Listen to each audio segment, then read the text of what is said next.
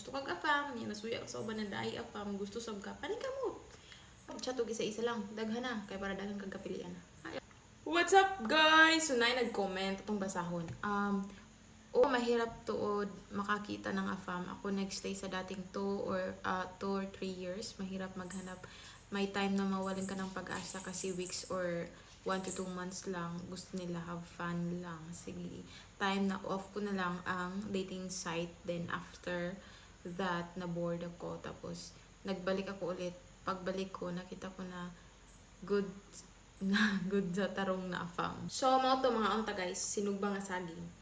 Ang iyahang problema mao to, tinuod yun na siya. Pag magkuan good mo, pag mag-dating site mo, dili gud na siya ingon na lang na dahil kay afam dili mag-invest jud kag panahon ana, moagi pa ka sa mga paasa, moagi pa ka atong mga one day lang, katong mga tag isa lang ka semana, katong abi ni maong na to 1 month na or mo 2 months pa gyud nya ate krang tanan moagi ka na. Pero trust me, pag makita na nimo kung kinsa gitong para sa imo ha, maski pag magkaaway mo, magkabaliktad mo ra dito kay nga naman pinapatala sa imo ha.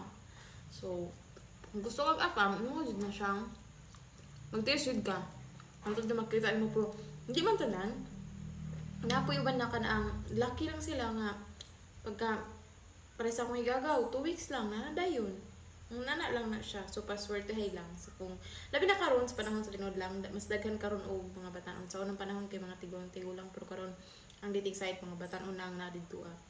Kung gusto kag afam, niya nasuya ka sa uban na daay afam, gusto sab ka, paning ka mo. Ana lang. So katong mga dating site sa atong previous na ko nga video, mga dating site ipang download to, pag download ko WhatsApp, tapos ipang chat sila tanan. Ay pag chat og isa-isa lang, daghan na kay para daghan kag kapilian. Ay, bye.